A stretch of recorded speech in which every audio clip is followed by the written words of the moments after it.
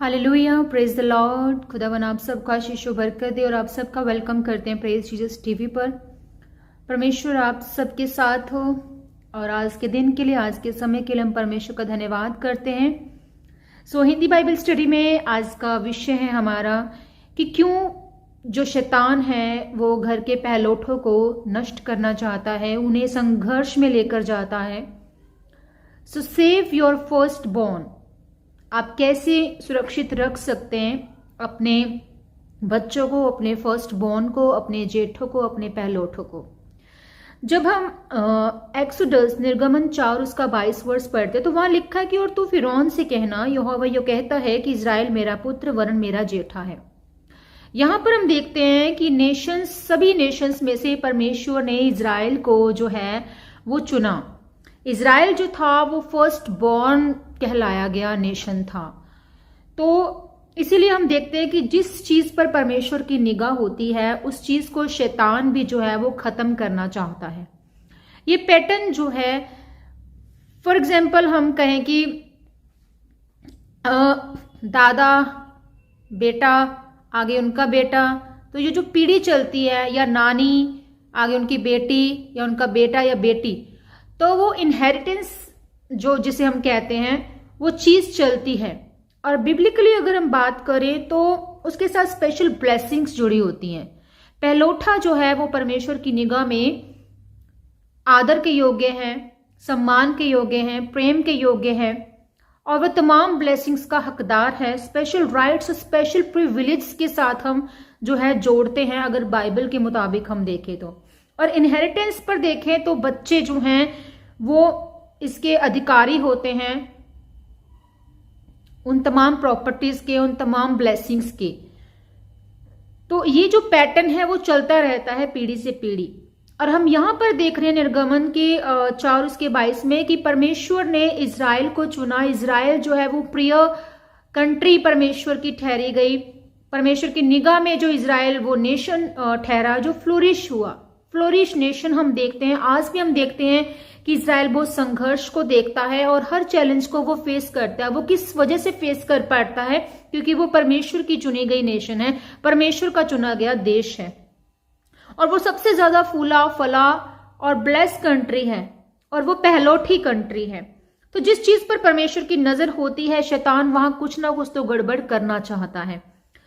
हम देखते हैं कि उत्पत्ति 49 उसका 3 वर्ष की, हे रूबेन तू मेरा जेठा, मेरा बल और मेरे पुरुष का पहला फल है, प्रतिष्ठा का उत्तम भाग है और शक्ति का भी उत्तम भाग तू ही है। He is the fruit of vitality and the strength। तो यहाँ वर्टैलिटी और स्ट्रेंथ को साइन हम समझ रहे हैं कि ये रिप्रेजेंट कर रहा है इस चीज को कि जो जेठा होना किस तरह से, मतलब एक प्रतिष्ठित, एक ब्लेसिंग, एक वो पोजीशन है जो कि हमें मिलती है। तो हो सकता है आप पहलोठे हो सकते हैं, आपकी फैमिली में जो आपका बच्चा है वो जो पहलोठा है, तो आज अगर इसके जीवन में आप संघर्ष को देख रहे हैं तो आपको इस तरह से प्रेयर करनी है जो मैं आपको लेटर इस सेशन में बताऊंगी। एक्सोडस निर्गमन 13 उसका 2 वर्ष हमसे कहता है कि फिर यहोवा ने मूसा से कहा, क्या मनुष्य के, क्या पशु के, इजरायलियों में जितने अपनी अपनी मां के जेठे हों उन्हें मेरे लिए पवित्र मानना, वो मेरा ही है। तो परमेश्वर ने यहां पर यह कहा है कि जितने भी जेठे हैं उन्हें अलग करना। मतलब सबसे पहला जो बच्चा होता है वो आपकी वॉर्म को खोलता है, आपकी ब्लेसिंग्स को खोलता है। और जो ब्लेसिंग है, जब वॉर्म खुलती है, डेट मीन्स कि वो रिवॉर्ड आपको और ज्यादा मिलता है, परमेश्वर और ज्यादा आपको ब्लेस करता है। बच्चे जो है वो परमेश्वर की ओर से रिवॉर्ड है। सो कल्चर में भी हम देखते हैं कि बड़े बेटे के साथ रिस्पॉन्सिबिलिटीज को जोड़ते हैं हम, और हम लोग देखते हैं कि अगर कोई बाप असमर्थ है घर की सिचुएशंस को हैंडल करने में या बिजनेस को हैंडल करने में, तो हम बड़े बेटे को जो है वो रिस्पॉन्सिबिलिटीज देते हैं। और हम कल्चर में अभी बात करें तो अगर पिता की डेथ के बाद भी जो जिम्मेवारी है जो बड़े बेटे के ऊपर रखी जाती है, बड़े बेटे की ओर सबकी निगाह होती है। तो यहां पर हम देखते हैं कि बड़े बेटे को बहुत सी रिस्पॉन्सिबिलिटीज को देखना, उसको बिजनेस को हैंडल करना, उसके अपने माँ, उसके छोटे बहन भाई हो सकते हैं घर में, उनको हैंडल करना, घर परिवार की तमाम जिम्मेवारियों को जो है वो बड़े बेटे को सॉर्ट आउट करनी होती है, उसको देखना होता है। और पहलौठा जो है वो परमेश्वर की निगाह में यहाँ पर आदर के योग्य माना गया है। जो पहलौठा है वो बच्चा पवित्रता के योग्य माना गया है। जो पहलौठा है वो हमें परमेश्वर के लिए अलग किया गया होना चाहिए। तो यहाँ पर एक बात है कि डेट मीन्स कि परमेश्वर पहलौठे बच्चे को बहुत अलग पैमाने से देखते हैं। और यहाँ पर इसलिए शैतान चाहता है कि पहलौठे की जिंदगी को वो पूरी तरह से डेविस्टेट कर दे, पूरी तरह से तहस नहस कर दे, उसे खत्म कर दे, उसकी जिंदगी में फेलियर को लेकर। पहले मैं आपको ये बताना चाहूंगी कि जब परमेश्वर ने इजराइल को मिस्र से उस गुलामी से निकाला था, तो वहां पर हम एक बात देखते हैं कि प्रभु ने इस बात को कहा था कि अपने सभी पहलौठों को मुझे डेडिकेट कर दो। तो इसलिए परमेश्वर की निगाह में जो पहलौठा है वो डेडिकेट किया जाता है। पुराने नियम से हम देखते हैं। हन्ना का हम एग्जाम्पल लेते हैं। हन्ना को बांझ कहा गया, वो एक बांझ थी, पर जब परमेश्वर से उसने मन्नत को मांगा, उसने कहा कि परमेश्वर अगर तू मेरी शर्मिंदगी को दूर करता है तो मैं अपना जो बच्चा है, जो पहलौठा होगा मेरा, तो वो मैं तुझे दे दूंगी, तेरे लिए मैं अलग उसको कर दूंगी। और जब उसने ऐसा किया, उस मन्नत को मांगने के बाद उसकी वॉर्म खुली, उसको रिवॉर्ड मिला और उसके और भी बेटे बेटियां हुए। परमेश्वर ने उसे ब्लेस किया, उसके दुख को आनंद में बदला। अब हम देखते हैं निर्गमन 13 उसका 11 से 16 वर्स कि you can go and to read the all things and all story. कि मैं क्या कहना चाहती हूँ कि फर्स्ट बॉर्न जो है वो परमेश्वर के लिए अलग किया गया होना चाहिए। यहाँ पर भी हम देखते हैं कि परमेश्वर ने क्या क्या बातों को कहा है कि पहलौठे को अलग होना जरूरी है। उत्पत्ति 4:4 में भी हम देखते हैं कि हाबिल ने जो भेंट को चढ़ाया, उस भेंट को भी जो है वो पहलौठे जो एनिमल्स थे, उनके जो मतलब जेठे थे, जो पहलौठे थे, उनको चढ़ाया परमेश्वर को, और परमेश्वर ने हाबिल की भेंट को एक्सेप्ट किया। तो इसीलिए पुराने नियम में जब परमेश्वर उनको गुलामी से छुड़ा कर लेकर आता है तो वो ये आज्ञा देता है कि अपने जितने पहलौठे हैं वो अलग करो, और वो पहलौठे अलग किए जाते हैं। और जितने भी जो फर्स्ट बॉर्न एनिमल्स थे वो भेंट चढ़ाए जाते हैं परमेश्वर के आगे।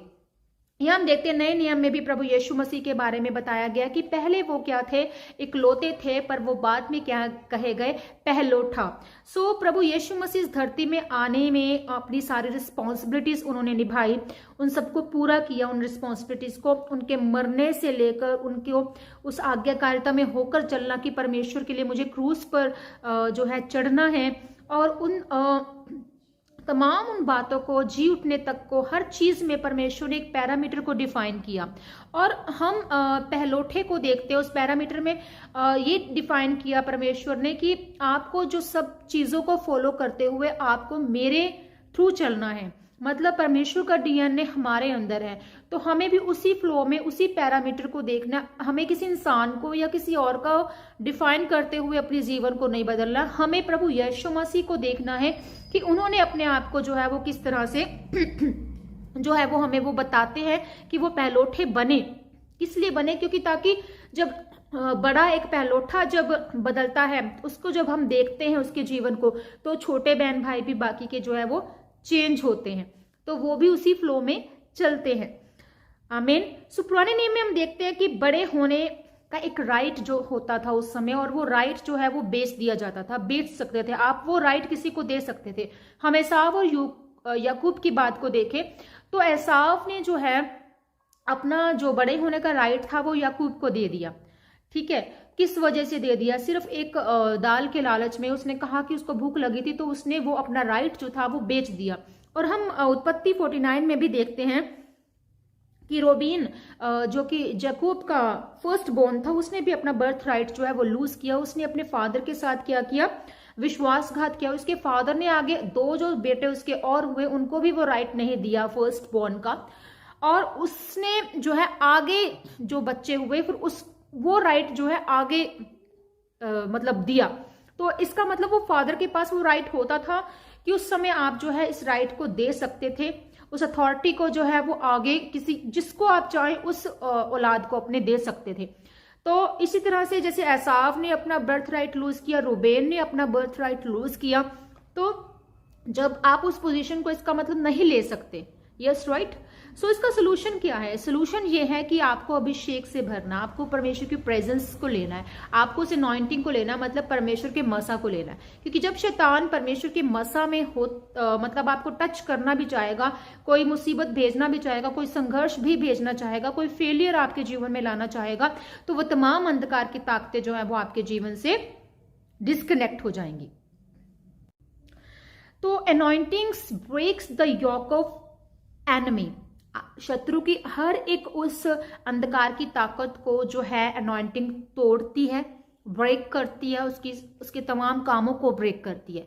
तो इसका सोल्यूशन क्या है? अनॉइंटिंग में आप तब अगर होंगे तभी आप जो है, मैं आपको 10 पॉइंट्स जो बता रही हूँ, आप इनको मतलब डिक्लेयर कर सकते हैं अपने ऊपर, और ये काम करेंगे आपके जीवन में। तो अनॉइंटिंग में आपको पहले होना पड़ेगा, आपको पाप से दूर होना पड़ेगा, आपको परमेश्वर के आगे हलीम होना पड़ेगा, परमेश्वर के आगे आपको जाना पड़ेगा, दीन होना पड़ेगा, अधीन होना पड़ेगा, और परमेश्वर से आपको फिर जो है इन पॉइंट्स से होते हुए आपको प्रेयर करनी है। मैं आपको 10 पॉइंट्स बताना चाहूंगी, 10 पॉइंट्स ऑफ द प्रेयर की उपवास के साथ आप इन प्रेयर्स को करें तो आप विन करेंगे। जो भी आपके जीवन में संघर्ष है, जो भी डिले है, वो खत्म होगा इन जीसस नेम। सो आपको पहली प्रेयर क्या करनी है? पहलोठे अगर आप खुद है या आपका घर का जो भी पहलोठा, जो फर्स्ट बॉर्न बेबी है, उसको आप लेकर साथ में प्रेयर करें और कमांड करें अनॉइंटिंग में होते हुए कि every strange force of darkness को आपको कहना है कि वो छोड़े आपके जीवन को। कोई भी स्ट्रेंज, कोई भी अंधकार की ताकत जो है आपके जीवन में काम कर रही है, आपको प्रार्थना करने की वो अंधकार की ताकतें आपको आपके जीवन को छोड़े, आपके पहलोठे को, आपके फर्स्ट बोर्न को छोड़े, आपके जीवन को छोड़े। हालेलुया। सेकंड पॉइंट जो है वो प्रेयर का वो ये कि हर एक फाउंडेशन डेमन स्पिरिट जो है वो आपको छोड़ के जाए। डेमन स्पिरिट जो है वो आपकी डेस्टिनी को खत्म करती है, डेस्टिनी को डिस्ट्रॉय करती है। तो आपको डेमन स्पिरिट्स जो है ये प्रेयर करनी है कि डेमन स्पिरिट्स जो भी हैं, आपकी डेस्टिनी में जो भी रुकावट आ रही है, वो स्पिरिट्स जो है आपके जीवन को छोड़ के जाती रहे। Hallelujah. And the third thing point कि हर एक ऐसा आइडल जो यीशु मसीह के नाम में, जो भी माँ बाप के थ्रू आपके जीवन में है, वो कोई भी आइडल हो सकता है, उन चीजों को आपको जो है वो तोड़ना है। और फोर्थ इज की बाचाएं जो कॉविनेट्स बांधी जाती है, जैसे मान लीजिए कोई भी आपकी फैमिली में हो सकता है कि वो मसीह में नहीं है, आप कहेंगे कि आप तो मसीह में हैं तो फिर ये सब कुछ क्यों। पर देखिए, जो भी पास्ट में या जो भी आपके माँ बाप से रिलेटेड या रिश्तेदारी में जो भी आपके ब्रदर सिस्टर्स और अगर मसीह में नहीं है फैमिली में, तो उनका जो भी कॉविनेंट्स हैं, जो वाचाएं हैं, वो आपके फेलियर में, आपके जीवन में रुकावट को लेकर आती है। तो आपको उन कॉविनेंट्स को, उन वाचाओं को तोड़ना है कि आपका उनसे कोई भी लिंक नहीं है। और हम तोड़ते हैं उन वाचाओं को जो भी हमारे पास्ट में, हमारी फैमिली में, हमारे माँ बाप के थ्रू या हमारे बहन भाई के थ्रू हैं, उनको हम तोड़ते हैं in Jesus name. And the fifth thing कि आपको कहना है कि I break the generational curses. जो जनरेशनल कर्सेस चले आ रहे हैं, दादा के थ्रू लेकर, अपने डैड के थ्रू लेकर आपके जीवन में अगर एंटर कर रहे हैं, काम कर रहे हैं अभी भी, उन कर्सेस को आपको तोड़ना है, उन कर्सेस को ब्रेक करना है, तब आप आजाद होंगे इन Jesus name. Hallelujah. And the sixth thing आपको प्रेयर पॉइंट ये करना है कि हर एक जो एंसेस्ट्रल पावर होती है, जो पितरों की, जो ठेरों की पावर है, उनको आपको ब्रेक करना है जीसस नेम। खुद को अलग करना है आपको कि मेरा कोई लिंक नहीं है इन एंसेस्ट्रल्स पावर के साथ, इन पितरों की पावर के साथ मेरा कोई लिंक नहीं है। प्रभु यीशु मसीह के नाम में मैं अपने आप को अलग करता हूँ। प्रभु यीशु मसीह के लहू से मैं खरीदा गया हूँ, खरीदी गई हूँ, और यीशु मसीह के लहू से मैं अपने आप को और अपने बच्चे को और अपनी फैमिली को मैं सिक्योर करता हूँ, कवर करता हूँ। एंड द सेवन थिंग आपको प्रेयर करनी कि हर एक शत्रु की पावर जो हमारी सक्सेस के खिलाफ है, उससे हम कैंसिल करते हैं जीसस नेम। हर एक शत्रु की पावर, जो भी ताकत काम कर रही है शैतान की, उससे हम खुद को अलग करते हैं। मैं खुद को अलग करता हूं, करती हूँ, खुद को अलग करता हूँ, अपनी फैमिली को अलग करता हूं। आपको इस तरह से प्रेयर करनी है। 8th पॉइंट में आपको इस तरह से प्रेयर करनी कि मैं जिस किसी भी चीज में हाथ लगाऊंगा मैं ब्लेस होऊंगा, मैं ब्लेस होऊंगी इन जीसस नेम, मैं ब्लेस हूं इन जीसस नेम। जिस किसी भी चीज में मैं हाथ लगाऊंगा वो ब्लेस हो जाएगी इन जीसस नेम। हालेलुया।